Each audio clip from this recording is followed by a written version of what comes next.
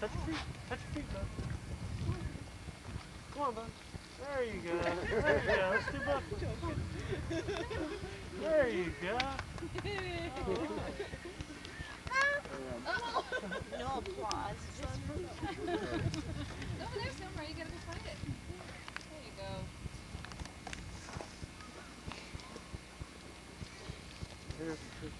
Don't you ever even confuse anything?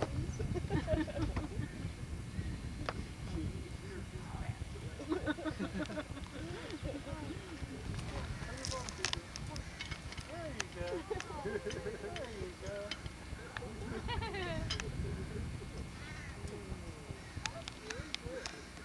Yeah, isn't that neat, Daniel? Oh, you like that. Yeah. Oh, she's doing it again. She's like, I want more, I want more.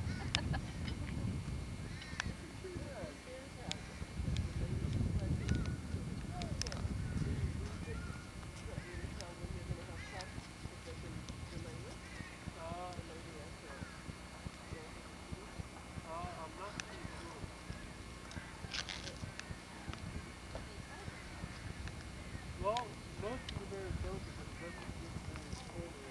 Those are sometimes. Come on, wipe it off. Wipe it off, everyone. Wipe it off. How are you today, huh? Look at the tigers. It's the hunt. Find the tiger. Now, first of all, I'm your tour guide, Kim, and I do have one rule which I will reinforce.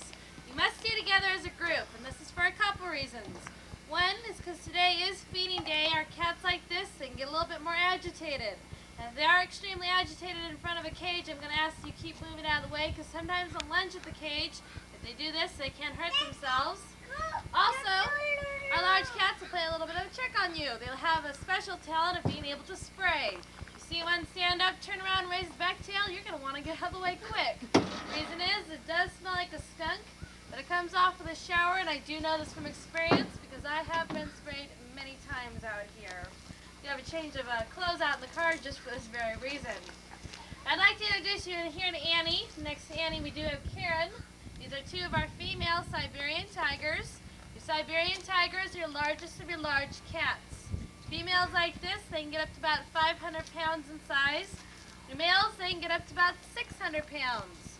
The largest one ever recorded today was 877 pounds. And he was found in a garbage dump in Manchuria, so I'm sure you have a lot to snack on in there. And the face of a tiger is much like the thumbprints to humans. No two human thumbprints are identical, much like no two stripe patterns on their face are identical. So when we do see them like this every day, they do have a lot of personality and we can tell them apart quite easily. Boy, that looks good. Rust spot on the front of his cage because he does this quite frequently. He's got excellent aim, and in fact he can spray up to about 5 feet. Now Demetrius in here is an 8-year-old Siberian tiger. He came to us from a very young age. Now the reason he did come to us is the people in the circus couldn't handle him because he was so, he had such a bad attitude, and he also didn't get along with the other tigers in the circus. So this is how we acquired Demetrius. Now he is a Siberian tiger. There's a way you can tell the difference between a Siberian tiger and another subspecies is that their face is very furry. They have more levels of fur because they are found in colder climates. You can find your Siberian tigers in Siberia, Manchuria, some parts of China, and some parts of Russia. Now so you can compare the two, we have our Bengal tiger back here. Now there are 5 subspecies to your tigers: Javans, Sumatrans, Indonesians, Bengals, and Siberian tigers. The Bengal tiger, you can tell a Bengal tiger because their fur lies flat and their stripe patterns are much more well defined. Now all your tigers, the only predator to a tiger is man. We are slowly killing them off into extinction to use their fur for pelts. Now the Bengal tiger is the only one that's increasing in population.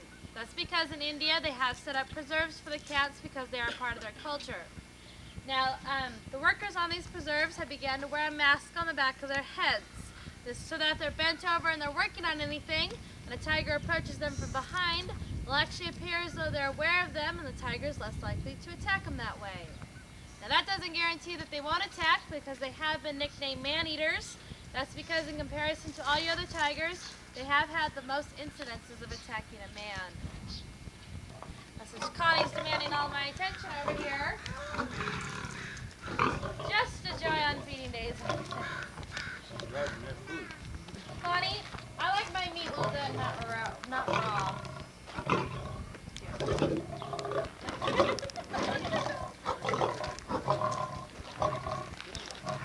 Now the reason why your females are going to overreact so much like this, she does consider me more dominant. She thinks I'm going to take her meat away. The reason is the females do all the hunting in a pride. Once they've killed their prey, they are required to bring it back to the pride, and the feeding is done in a pecking order. The males are the first to eat, then the females can eat, and then the babies can eat. The reason why she considers me more dominant, she thinks I'm going to take an animal. I come back as an alpha male lion. And that's because they sleep all day long, and they make all the females do the hunting. Now when the females are out hunting, they will play babysitter. They're in tall grass, and they have their babies around. They'll place their tail straight up into the air like a flag, and that little tuft of fur will show the babies where he's at. Now Solomon is 5 years old. He's an adult male African lion. There's only one adult male in a pride. The rest of them are juveniles. At the age of 5, they are considered an adult. They're forced out of the pride, and they must then begin their own pride. The males are easy to distinguish because of all the fur around their neck and their shoulders, and this is called their mane. Now this is their suit of armor because their role in a pride is to protect the pride. If they're attacked anywhere near the head or the shoulders, the attacker will just get a mouthful of fur that way and nothing vital. Now you can hear these guys roaring in the early mornings and late at night. These 3 African lions are an interesting story because each of them were bought off the black market by separate owners. They did to Sheba because they did declaw her front 2 paws. Now for this reason, she doesn't have one of her defense mechanisms. We did try to breed these 2, but when we placed them together, Sheba got beaten up pretty badly because she kept Scott Solomon back. And for this reason, we're not going to breed the 2 of them. We're going to wait 2 more years until Connie is considered an adult, and then we're going to try to breed Connie and Solomon. This is a shame because these 2 are quite flirtatious, and you will see them flirt with each other between the fencing there. Now we're going to have these next 2 cages. Take a look at our Wolverines. Hopefully they're up and about today. Sometimes they have a tendency to hide in the back of their cages. Disney Productions, Run Cougar Run, Cougar Country, and Charlie the Lonesome Cougar. They're now probably most famous, stretch, for their Ford Mercury commercials, because these are the cats that we do use in those commercials. Now these are your largest of your small cats, and you can't tell the difference between a small cat like a cougar, a large cat like a tiger or lion by its size. You tell the difference by its voice box. The cougar has a voice box made out of cartilage. This enables them to purr like a motor, but they can't roar. A large cat like a tiger or lion has a voice box made out of bone, and that enables them to roar, but they can only purr on an exhale. The cougars like this, they can make up to 22 different sounds. They can scream like a lady in distress. They can cry like a baby. Oftentimes you'll hear some of our younger cougars chirping like birds. This is so they can attract their prey, and then they'll pounce on it. Now we used to have a peacock that walked along the tops of these cages. Our cougars in here, they can mimic the sound of a peacock. I noticed a handful of peacock feathers in the back of his cage, and now our little bald peacock, well, he stays out on the driving tour. Cougar, we're not going to spend a whole lot of time in front of him, because if he does get too aggravated, I don't want him to get hurt by lunging at the front of the cage. Cougars like this, they do vary in size and locations in which they're found. Smallest of your cougars are found in Guatemala. They're only about 50 pounds, but in the Northwest, they can be about 200 pounds. You will see cougars scattered throughout our tour, so we'll take a look at them a little bit later.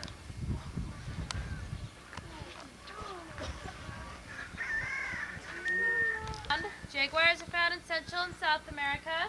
Leopards are found primarily in Africa, but still in some parts of Asia. Jaguars like this are much more bulky. They have more muscle mass, whereas the leopard is built much sleeker in size. The main difference between the 2 is by their spot patterns. The jaguar is very small and has solid spots. As they mature, these will bloom into circles with a spot in the middle, and that's called the rosette. And you can see that they're on her back. Whereas the leopard, throughout its entire life, will carry solid spots on its back. The jaguars and leopards do all carry the melanistic gene that can change them to black. Here on the lot, we do have all spotted jaguars and no black ones. We have black leopards a little bit later on, but we don't have any spotted leopards. Now you can see when he's walking around in there, or when she's walking around there, she walks around almost bow-legged. The reason is they have very massive chest muscles. Once they've killed their prey, they'll carry it in their mouth up into a tree to be eaten up there away from other predators that way. In fact, there's an incident of a jaguar killing an adult horse, dragging that horse 250 yards across the river and then up into a tree to be eaten up there. Take a look at Alice over here.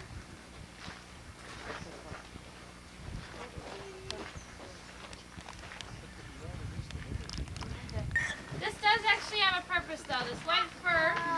What they'll do is when they're walking through the jungle and they have their babies behind them, they'll place their tails straight up into the air, the babies will watch the white fur and that way they know where their mothers are at. You want to play? Huh? Has she had young here? Has she? No, we don't have any males that we could breed her with. She's too old now, she's well into her teens. Oh. How long will they live? They have about life expectancy of 20 to 25 years. And so she's about 17 or 18. All of our jaguars are right around that age. And they stop breeding? Jaguars are the only animals that will kill for sport. They don't always kill when they're hungry. They'll just. You see Chuck in here, and he's walking around. You will notice that he is limping around. In the recent years, he has acquired something called hip dysplasia. And if you have a domesticated dog, you will be familiar with this term. It is a bowing of the hind legs, and it does often happen to shepherds. I can see by the size of his belly that this doesn't cause him any pain. He has quite a healthy appetite. He is regularly checked by veterinarians and the trainers here on the farm to make sure he's still comfortable. Now, in jaguars like this, when they have their babies, they don't teach them how to hunt. They leave them to their own instincts, and through trial and error, babies can learn to hunt for themselves. They need to learn how to carry it in their mouth up into a tree before another predator comes along and steals it away from them. Now, after the age of 5 years, these large cats can no longer be handled. They're too unpredictable and too high-strung. They can turn on you. We did use several of our jaguars in the movie The Jungle Cat, and that was filmed over 20 years ago down in Brisbane.